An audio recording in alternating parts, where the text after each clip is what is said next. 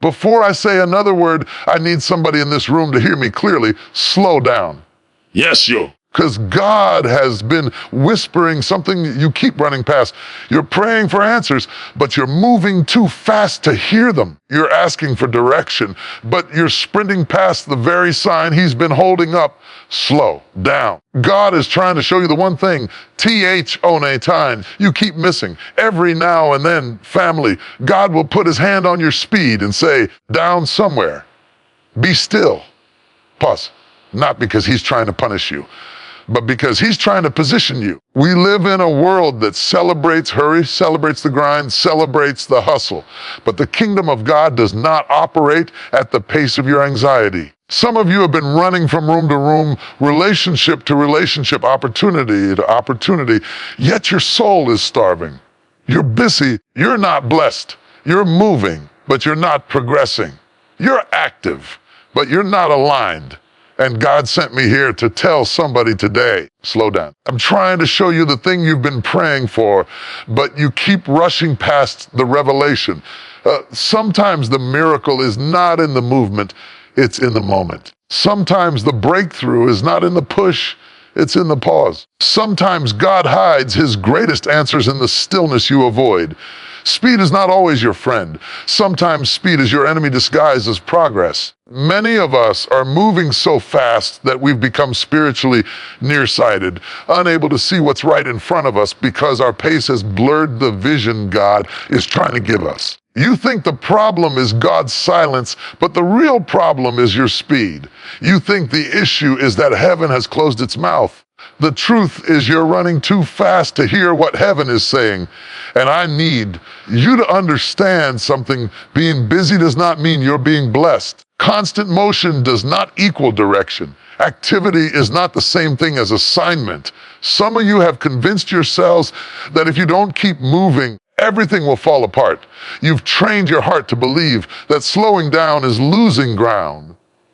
You've built an identity around staying busy, staying active, staying in motion, and now silence feels like punishment and rest feels like failure. But God is whispering into your spirit, slow down. I'm not in the wind.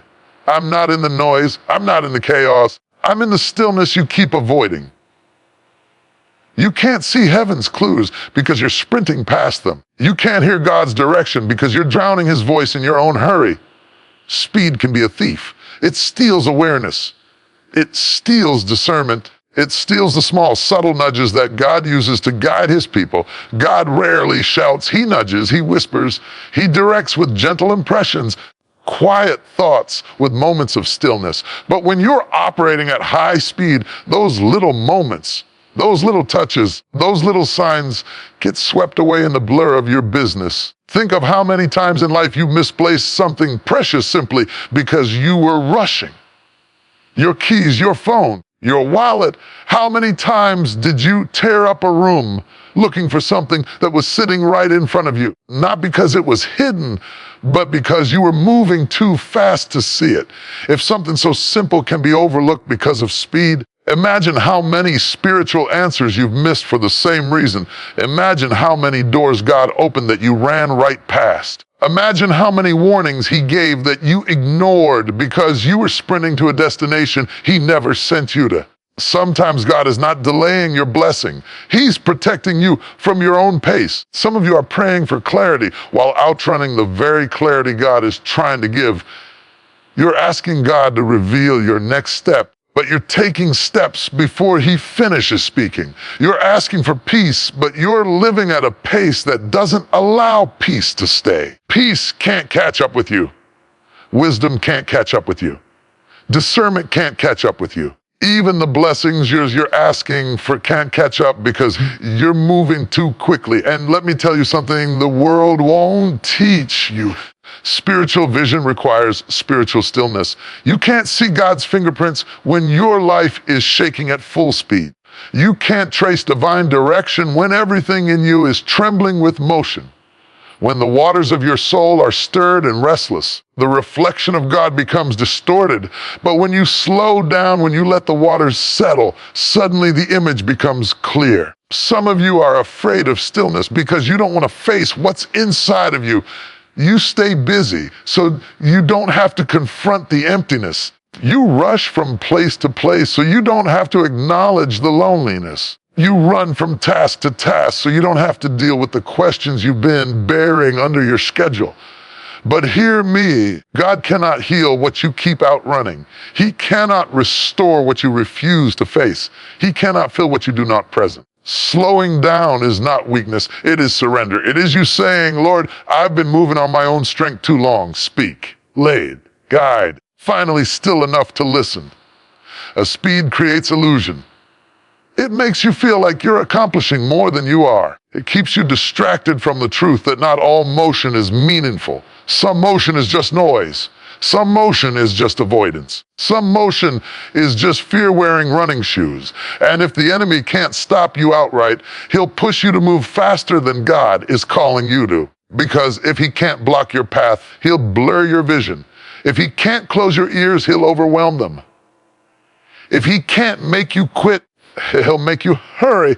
But God moves differently. He slows you down.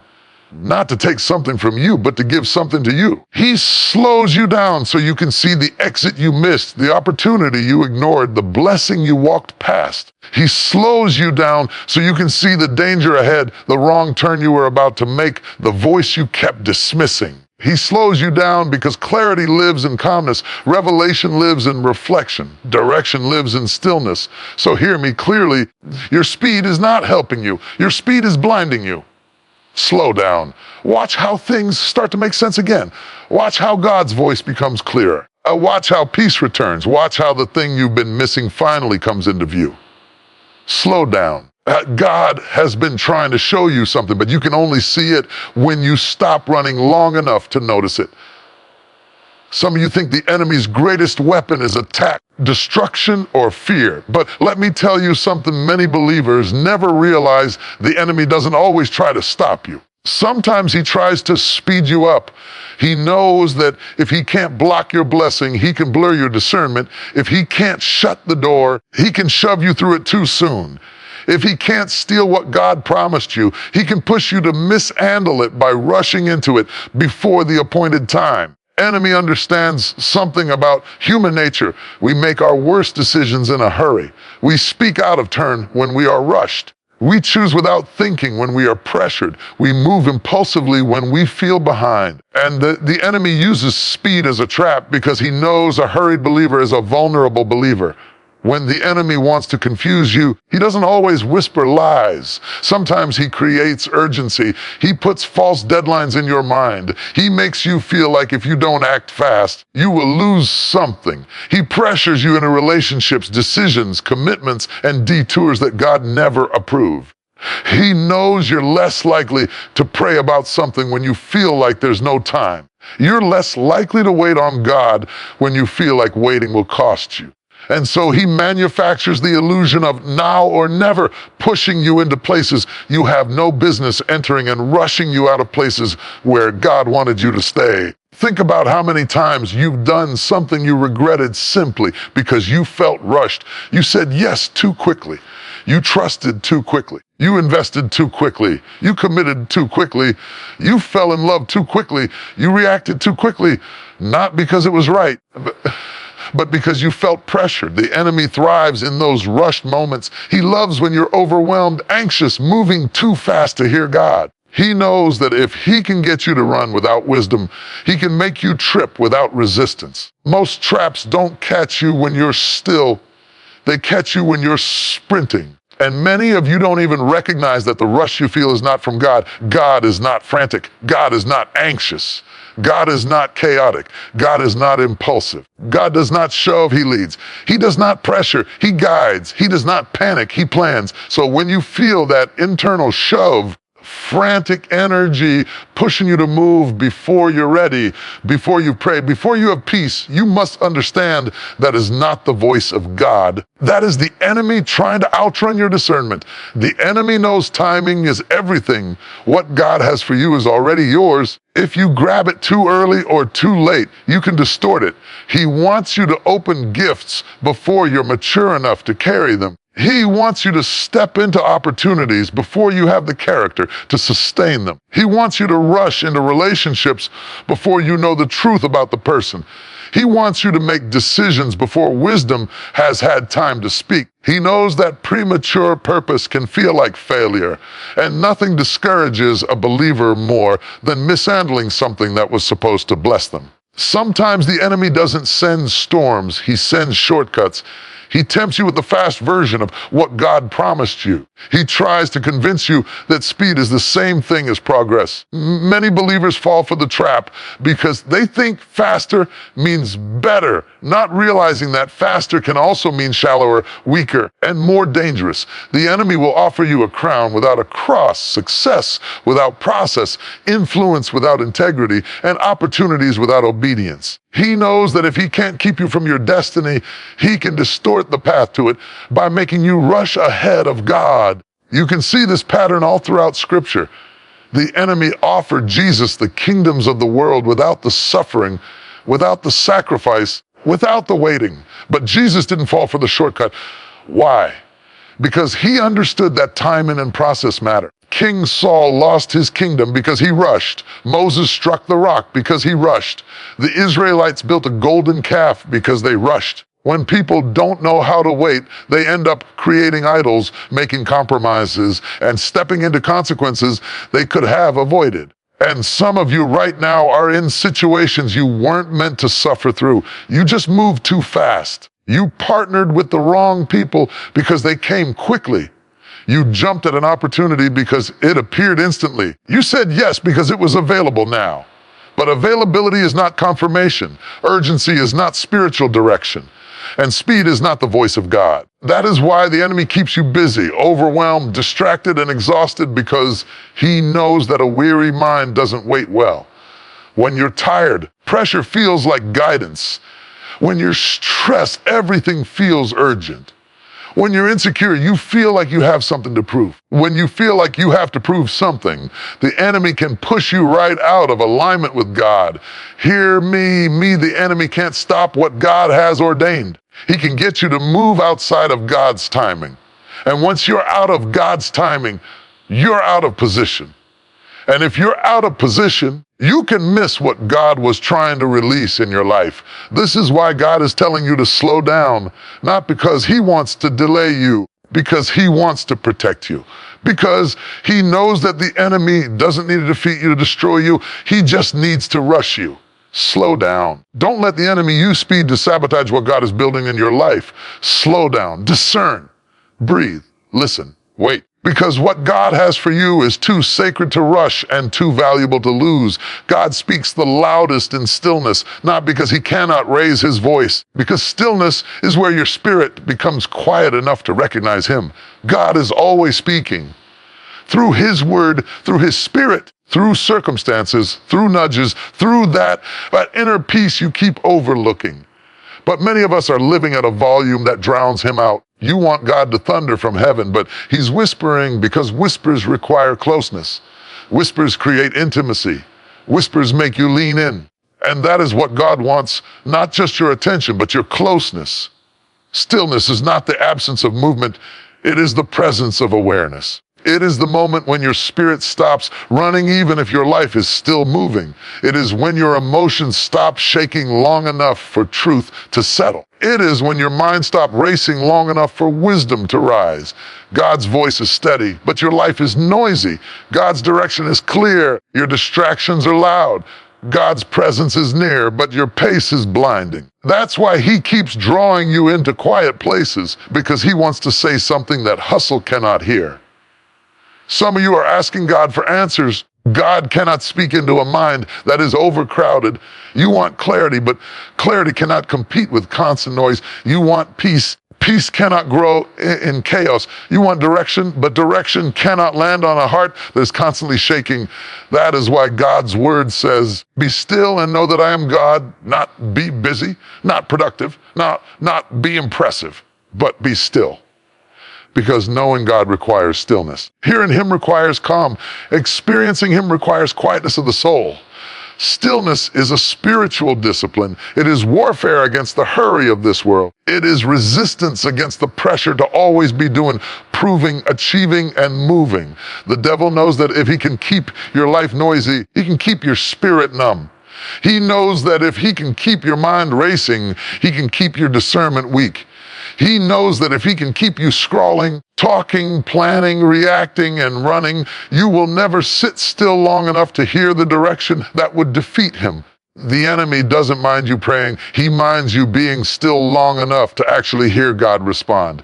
God speaks through peace. He speaks through rest. He speaks through silence. That small, quiet voice that nudges you away from danger. That subtle conviction that pulls you out of compromise. That gentle whisper that comforts you in the midnight hour. That flicker of wisdom that appears when you breathe instead of panic. Those aren't coincidences. Those are communications. But many people mistake God's whispers for the absence of God. They think silence means distance, realizing that silence is often the sound of God working deep beneath the surface. Think about Elijah. He was waiting for God in the wind, the earthquake, the fire, all the noise, all the shaking, all the dramatic displays, and God was not in any of them. But then came a still, small voice, and that voice was God. Why? Because God wanted to teach Elijah and teach us that divine direction is not always dramatic. Sometimes it's gentle. Sometimes it's quiet. Sometimes it's subtle. And if your life is too loud, you'll miss it. Some of you keep saying, God isn't speaking. But the truth is, you haven't slowed down enough to hear him. You haven't created a quiet place, a quiet moment, a quiet mind. You pray, but you don't pause. You ask, but you don't wait. You request, but you don't listen. Communication with God is not meant to be a monologue. It is a dialogue. But if you end the conversation after your prayer, how will you ever hear his reply? Stillness is where revelation comes. Stillness is where God highlights the truth you've been avoiding. Stillness is where he brings things to the surface, your wounds, your motives, your fears, your patterns. Not to shame you, but to heal you. Some of you avoid stillness because you don't want to face yourself, but God uses stillness to transform you. He heals in stillness. He resets in stillness. He restores in stillness. He aligns in stillness. When you stop running, God can start mending. And it's not just about hearing him, it's about recognizing him. When your life is noisy, everything looks like God. Every opportunity feels urgent. Every voice sounds spiritual. Every door looks like destiny. But when you become still, you develop discernment. You begin to recognize his tone, his rhythm, his peace, his presence. You learn the difference between God's voice and your own desires. You learn the difference between God's opportunities and the enemy's traps. You learn the difference between God's timing and pressure disguised as direction. Stillness allows God to recalibrate your spirit. It's like tuning in an instrument. If you don't stop long enough to tune the strings of your soul, the music of your life will always be out of harmony. You'll play the right notes, but still sound wrong. You'll do the right things, but feel off. You'll move, but not be aligned. Stillness brings you back into spiritual frequency. And let me say this clearly, stillness is not something you stumble into. You create it. You choose it. You prioritize it. You carve it out. You fight for it. It won't happen accidentally. The world will not hand you peace. You must claim it. The world will not give you quiet. You must protect it. The world will not slow down for you. You must refuse to run at its pace. When you choose stillness, heaven speaks. When you choose quietness, clarity returns. When you choose rest, God reveals what rushing was hiding. When you choose to be still, you finally hear the voice that has been guiding you all along. God speaks the loudest in stillness, not because he cannot shout, because his children must learn to quiet themselves if they want to walk in purpose, wisdom, and discernment. Slow down. Be still. Tune out the noise. Your next instruction, your next breakthrough, your next step, it's waiting in the quiet place where God is whispering your name. Your pace determines what you notice. This is one of the greatest spiritual truths that believers overlook. You cannot see the details of God's guidance when you are moving at the wrong speed. When you rush, your eyes skim over the very things heaven is highlighting. When you hurry, you walk right past the clues God planted for your direction. When you live at a frantic pace, you miss the subtle signals, the gentle nudges, the quiet confirmations God uses to guide you into purpose. God rarely reveals things in flashing neon signs. He hides them in moments, in whispers, in small interactions, in unexpected pauses. And if your pace is out of alignment, you'll miss them every time. Life is full of things that require a slower gaze to understand. You cannot appreciate a painting while sprinting past it. You cannot catch a whispered message while running through a crowded room. You cannot study a map while riding at full speed, but that's how many people live, speeding through life, hoping to catch revelation on the run, hoping to receive clarity while rushing to the next thing, hoping to hear God while drowning in noise. It doesn't work. Revelation requires reverence. Reverence requires attention, and attention requires pace. Your pace reveals your priorities. If you rush through everything, means you believe everything is equally urgent, and that's not true.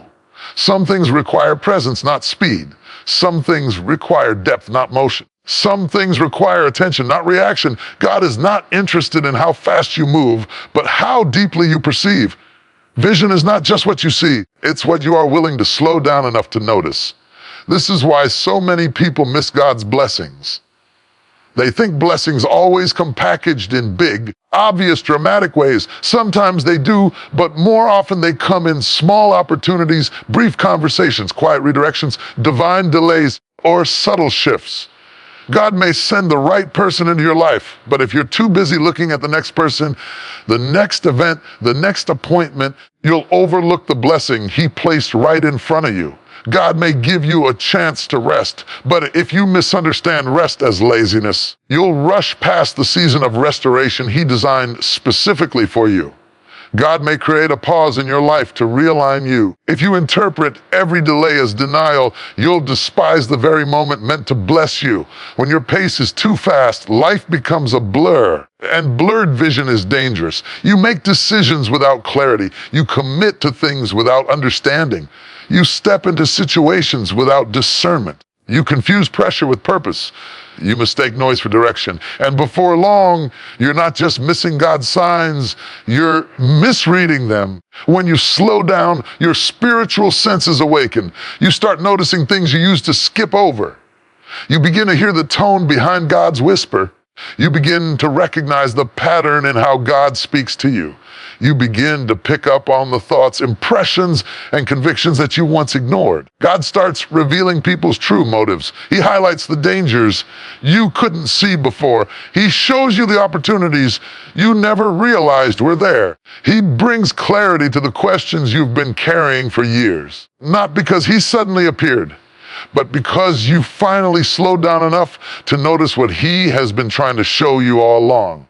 Your pace affects your perception in relationships as well. When you rush, you misjudge people.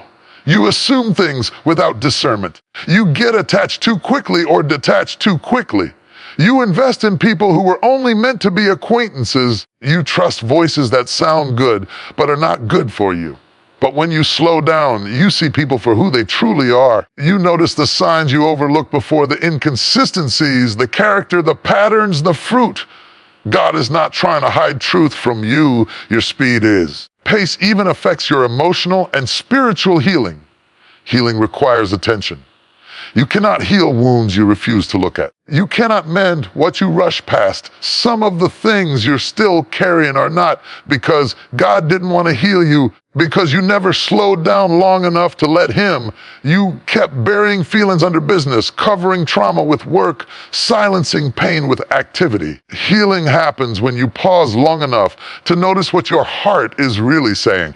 And let's talk about purpose. Purpose doesn't arrive at full speed. Purpose unfolds. It has layers, chapters, stages, and seasons. If you rush your way into purpose, you will skip the lessons you needed to sustain it. You will miss the people God assigned to help you. You will overlook the growth that was meant to strengthen you. Purpose needs patience. Destiny needs maturity. Calling requires clarity. You cannot rush what God is intentionally developing. God aligns revelation with pace. There are things He will not show you when you're moving too fast because they would overwhelm you, confuse you, or slip through your fingers. There are blessings He withholds because speed would sabotage them. There are breakthroughs He waits to release because you would mishandle them in a hurried state. God is not delaying you. He is protecting you from the consequences of your own pace. When you slow down, life stops being a blur. You start seeing with spiritual clarity. You begin to read situations correctly. You start recognizing God's fingerprints in the small things. You notice His guidance in moments you used to overlook. You feel His peace leading you. You sense His caution warning you. You follow His whisper instead of being led by pressure. Your pace determines what you notice.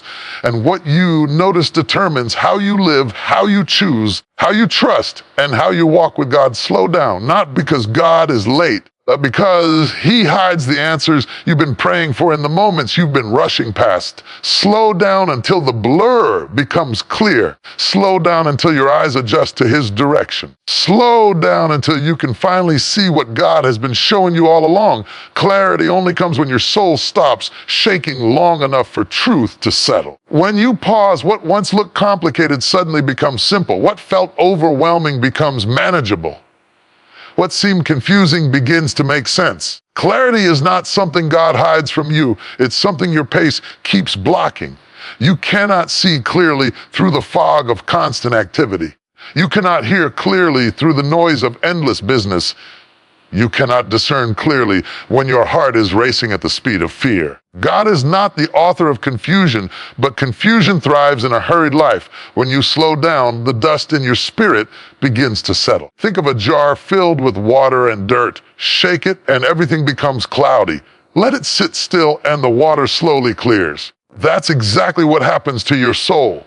When you hurry, everything becomes a blur of emotion, pressure, stress, assumptions, overthinking, and noise. When you slow down, God brings separation. He separates truth from lies, your desires from His will, your emotions from His direction, and your fear from His peace. The settling process produces clarity, and clarity produces confidence. Some of the choices you're struggling with right now, relationships, decisions, opportunities, directions, are not complicated.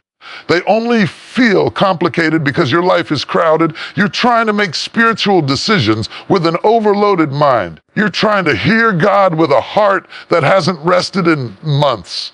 God isn't withholding the answer. The answer just has no place to land. A crowded mind cannot receive clarity. A busy heart cannot absorb wisdom.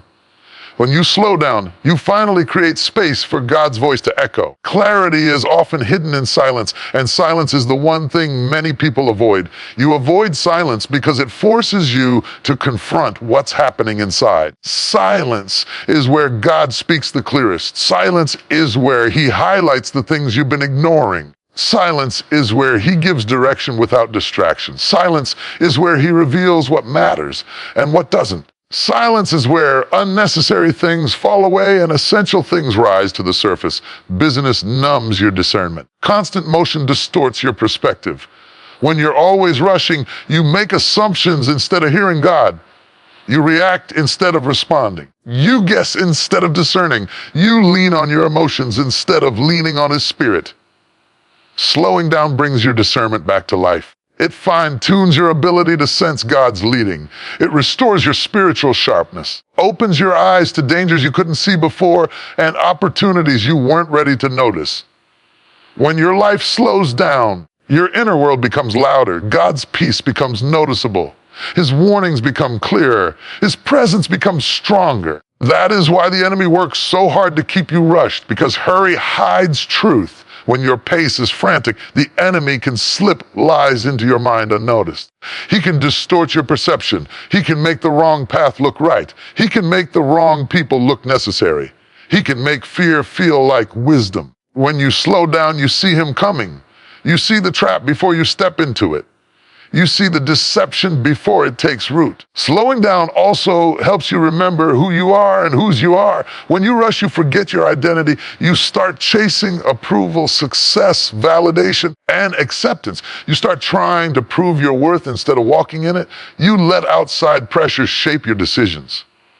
But when you slow down, you remember that you are guided, not driven. You are led by God, not pushed by fear. You are called, not rushed. You are chosen, not frantic. When your spirit becomes calm, your identity becomes clear. Clarity affects your decisions. When you slow down, you stop making choices from a place of panic. You stop moving out of insecurity. You stop committing to things God never instructed. You stop overthinking every outcome. Instead, you make decisions anchored in peace. You move when God moves. You stop when God says stop. You discern the difference between a distraction and a direction. You choose based on truth, not pressure. And decisions made in clarity protect your future instead of sabotaging it. Slowing down also exposes motives, both your own and others. When you pause long enough to reflect, you begin to understand why you want certain things. You see whether your desires are coming from God or from wounds, comparison, pride, fear, or impatience. You recognize when people around you want something from you instead of wanting something for you. You see who brings peace and who brings confusion. You start to perceive who belongs in your life for a season and who belongs for a lifetime. These are things you cannot see in a rush. When clarity comes, you gain confidence, not in yourself, but in God's leading. You stop second-guessing every move. You stop living in uncertainty. You stop walking blindly. You begin to trust the process because you can finally see the path. And even when God only shows you the next step instead of the whole journey, that one step becomes enough because clarity turns hesitation into obedience. Clarity simplifies your life. It cuts away unnecessary stress. It removes people who weren't assigned to your destiny. It breaks the power of confusion. It untangles emotional knots. It dismantles fear. It reveals truth. It strengthens your faith. You were never meant to live in chaos. You were meant to live in clarity. Clarity doesn't chase you. You chase it by slowing down. When you pause, you give God permission to speak where anxiety once ruled.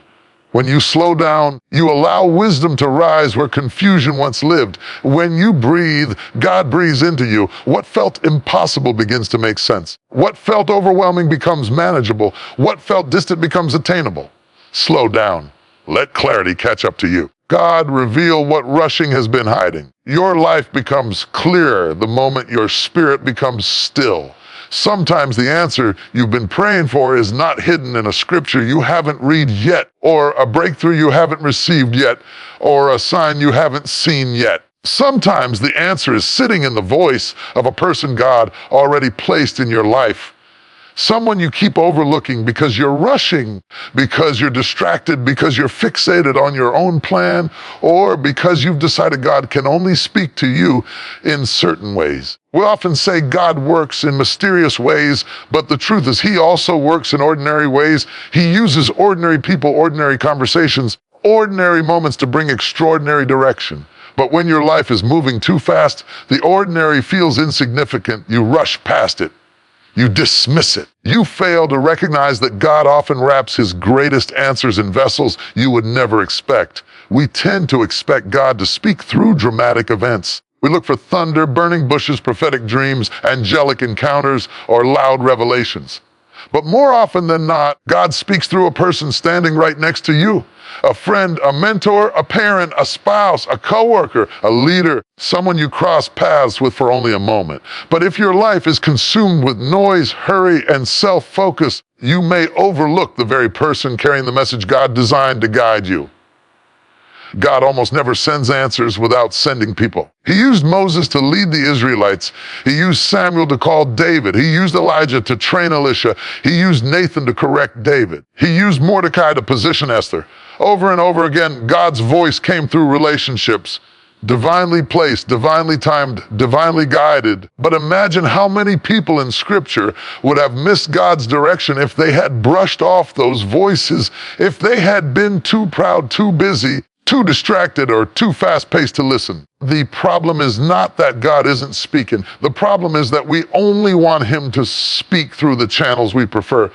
And we dismiss the ones we don't. Some of the people you overlook because they seem too normal, too familiar, or too simple might be the ones God assigned to your breakthrough. Person you ignore because you think you already know them might be carrying wisdom for the very situation you're struggling with. The friend you treat casually might be the one God has been using to nudge you, redirect you, warn you, or confirm something.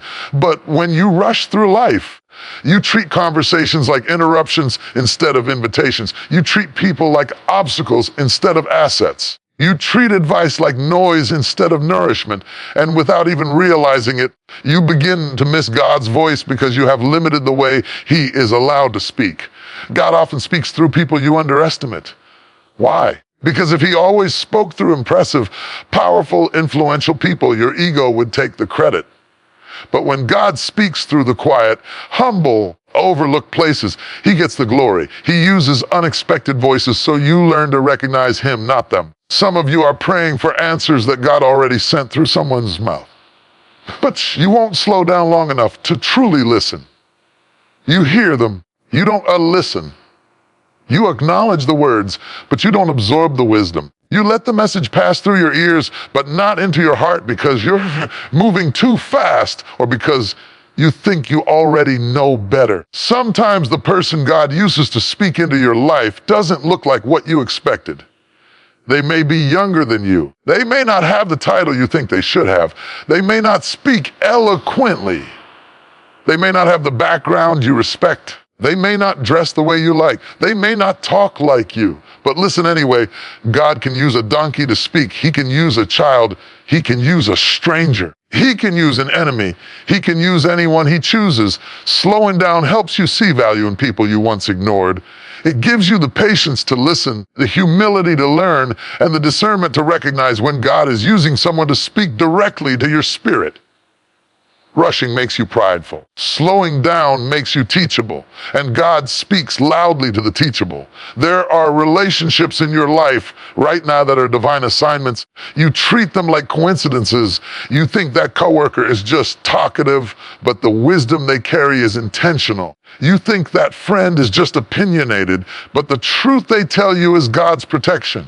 You think your spouse is nagging you, but they may be warning you. You think your mentor is being repetitive, but they are echoing heaven. You think your parent doesn't understand, but their experience is shielding you from mistakes they already lived through. When you slow down, people become more than background scenery. They become instruments God uses to guide you. You start noticing the patterns. You hear repetition in the advice you're receiving. You realize 3 different people told you the same thing without knowing each other. That's not coincidence. That's confirmation. But you won't notice confirmation if you never slow down long enough to connect the dots. Slowing down creates space for deep listening. Deep listening reveals what shallow listening misses. Deep listening uncovers what hurried conversation hides. Deep listening helps you hear not just words, but the intention behind them, the concern, the wisdom, the warning, the reassurance, the divine push. Slowing down also allows you to appreciate people without rushing past them.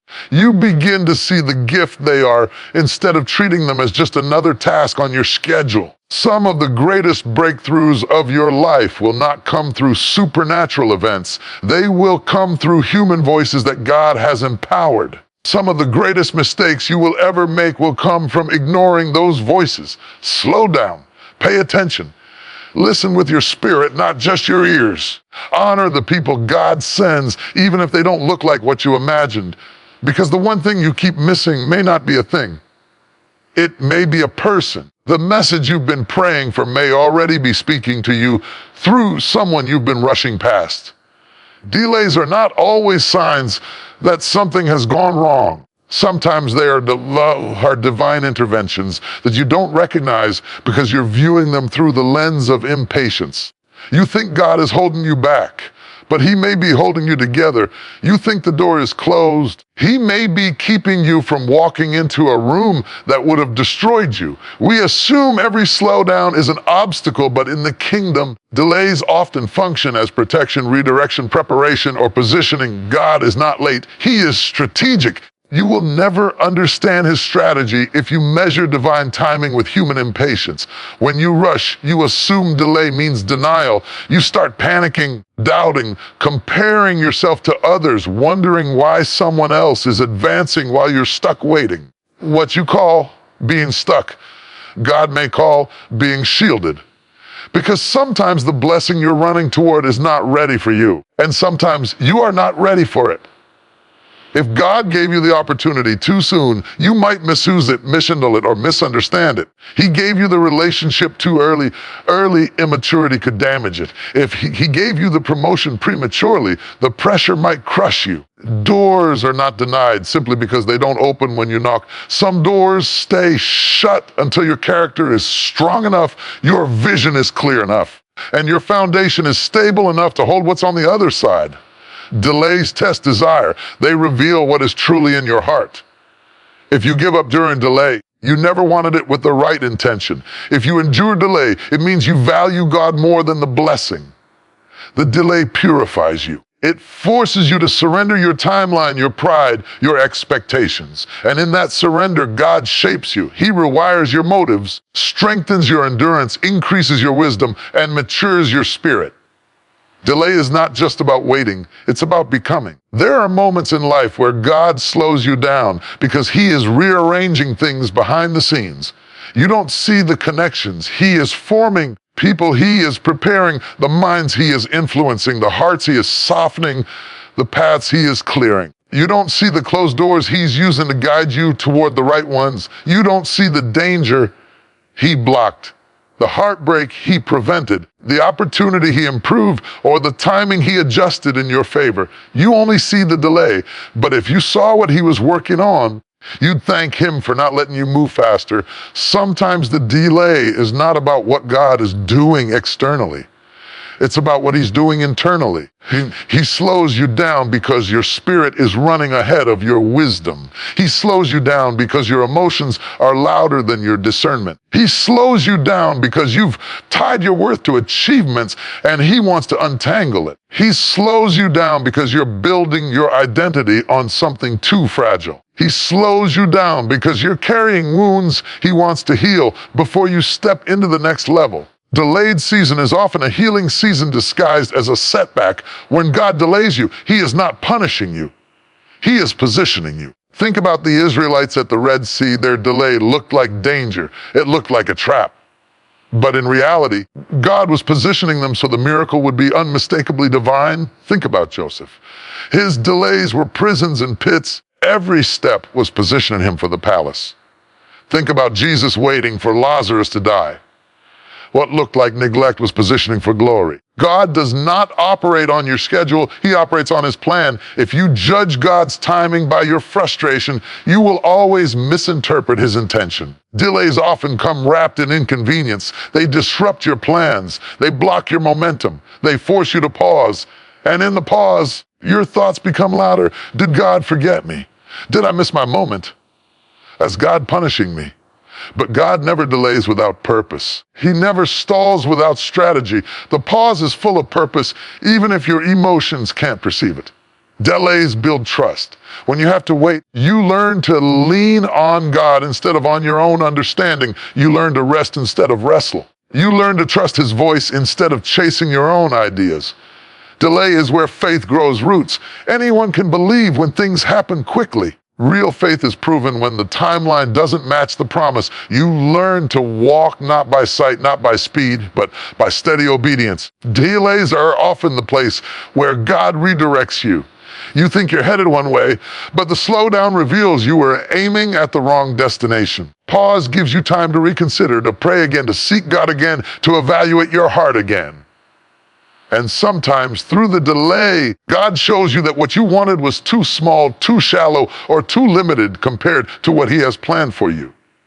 When God delays, he is aligning everything so that when the moment finally arrives, it arrives with clarity, stability, and divine orchestration. Nothing is out of place. Nothing is rushed. Nothing is forced. When God opens a door after delay, it stays open. When he brings a blessing after delay, it comes without sorrow. When he reveals purpose after delay, it fits with perfection.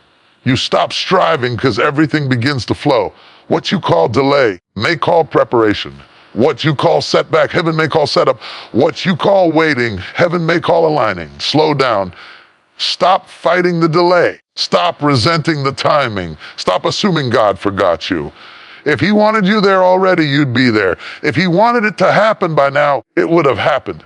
The delay is not a mistake, it's divine. And when the time is right, God won't just move, he will redeem the time you thought you lost. You cannot heal at high speed. Healing has its own rhythm, its own timing, its own pace. When you try to recover while still running at full speed, all you do is bury wounds beneath activity, bury pain beneath accomplishments, bury trauma beneath tasks. But buried pain doesn't disappear. It leaks. It seeps into your decisions, into your relationships, into your identity, into your reactions. It shows up in places you didn't expect because unhealed wounds always find a way to speak. And many believers are not struggling because of what's happening around them. They're struggling because of what they never slowed down long enough to heal from. Healing requires slowness. It requires space. It requires presence. You can't heal when you are constantly in motion. You can't heal when you don't give yourself room to feel, process, grieve, rebuild, understand, or release. Healing is not a drive through miracle. It's a journey that God walks with you one slow, intentional step at a time. That journey cannot start until you slow down enough to acknowledge that you are not okay. The world teaches you to keep moving, keep grinding, keep going, keep proving you're strong even when you're breaking inside. But God doesn't heal what you pretend is fine. He heals what you bring into the light. He heals what you slow down long enough to face. He heals what you hand over to him piece by piece. The culture celebrates speed, but God values restoration. And restoration takes time. Some of you are carrying wounds from years ago, childhood pain, relationship trauma, church hurt, rejection, disappointment, betrayal. And instead of letting God heal them, you kept running. You ran into new relationships hoping they would soothe old wounds. You ran into work hoping it would distract you. You ran into ministry hoping serving would make you forget hurting. But running is not healing. Numbing is not healing. Avoiding is not healing. Healing happens when you stop running long enough to let the truth catch you. You cannot heal while pretending. You cannot heal while performing. You cannot heal while you're constantly trying to prove that you're okay. Healing requires honesty. Honesty with God. Honesty with yourself. Honesty with others if necessary. And honesty is uncomfortable. Slowing down forces you to confront the emotions you've been outrunning. Sadness, anger, fear, loneliness, confusion, disappointment. These emotions are not your enemy, are signals pointing you toward the places God wants to restore. The enemy knows that if he keeps you moving fast, you'll never slow down long enough to process your pain. And as long as your pain goes unprocessed, it remains unhealed. Unhealed pain becomes bitterness. Healed pain becomes anxiety. Unhealed pain becomes insecurity. Unhealed pain becomes self-sabotage. Unhealed pain becomes cycles that repeat in every season of your life. The enemy uses speed to keep you stuck in those cycles because speed keeps you distracted and distraction keeps you wounded. But God calls you to stillness so he can do surgery on your soul. Healing is not always loud, often it is quiet. It happens in the moments where you sit with God and let him peel back the layers. It happens in the tears you didn't expect to cry. It happens in the journaling you didn't want to do. It happens in the conversations you avoided but needed. It happens in the prayers that feel raw, ugly, painful, or vulnerable. Healing is holy work, and holy work takes time. When you slow down, your emotions have space to breathe. Your thoughts have space to untangle. Your heart has space to release. You realize that the thing you thought was random pain was actually a deep wound calling for God's attention. You realize that the habits you thought were normal were coping mechanisms. You realize that the patterns you kept falling into were rooted in unhealed places. Slow down, and suddenly your pain begins to make sense. Healing is not linear. Some days you're strong, other days you're fragile. Some days you feel free, other days you feel broken. That is normal. Healing is like waves, it comes in rhythms. But if you keep running, you interrupt the rhythm. You stunt the progress, you delay the restoration. Healing requires consistency, patience, compassion, the willingness to sit with what hurts until God transforms it. God is gentle with the broken. He heals slowly because slow healing goes deep. Fast healing might feel good temporarily, but slow healing creates real change. Slow healing rebuilds you from the inside out. Slow healing restores your sense of identity. Slow healing rewrites the lies you believed about yourself. Slow healing reconnects you with peace. Slow healing helps you receive love without fear. Slow healing teaches you how to trust again, not quickly, but correctly. When you slow down, you learn to hear God's comfort. You learn to feel His nearness. You learn to recognize His voice saying, I'm here. You're safe. You're held. You're healing. You begin to realize that healing is not just an outcome. It is an encounter. It is you meeting God in the depths of your pain and discovering that He is a healer, not just in theory, but in your reality. Slowing down also helps you forgive. Forgiveness takes time. You can't rush forgiveness because forgiveness is not forgetting. It is releasing. It is untangling your heart from the offense. It is choosing peace over resentment one moment at a time. When you're rushing, forgiveness feels impossible. But when you slow down, God gives you the grace to let go. And let's talk about rest, because rest is part of healing. Emotional rest, mental rest, spiritual rest. You can't heal when you're exhausted. You can't heal when you're constantly pouring out and never refilling. Rest is not laziness. Rest is medicine. God rested on the seventh day, not because He was tired, but to show you a pattern. He designed your soul to need rest. Healing thrives in rest. There are places in you that God wants to heal, but He cannot do it while you're moving at a pace that suffocates your soul. Slow down. Let God touch the wounds you've been avoiding. Let Him minister to the places you've been ignoring. Let Him mend what life has broken. You cannot heal at high speed. Healing requires stillness, softness, surrender, and time.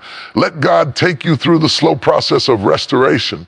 Slow work of God is still the sure work of God. Slow down and let your healing begin.